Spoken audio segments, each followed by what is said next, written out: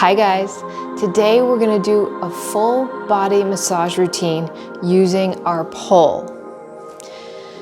I think there's a misconception with pole dance that it's all no pain, no gain, lots of bruising, lots of sore muscles, and for some people that's not something that feels like it fits in their life at certain points in time.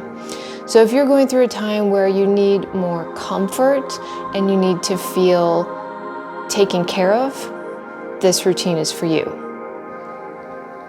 Pole dance is amazing. It builds your strength, it lengthens your muscles, it's great cardio if you dance. It can be a great restorative tool as well.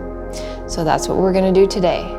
Put on your favorite music or maybe your favorite TV show, grab a drink that you enjoy, make sure that you're fully covered, your limbs. If it's hot out and you don't want to wear something that covers everything, go ahead and make sure that you have a couple different size towels around so you can place the towel over your skin, because we're going to be sliding against the pole.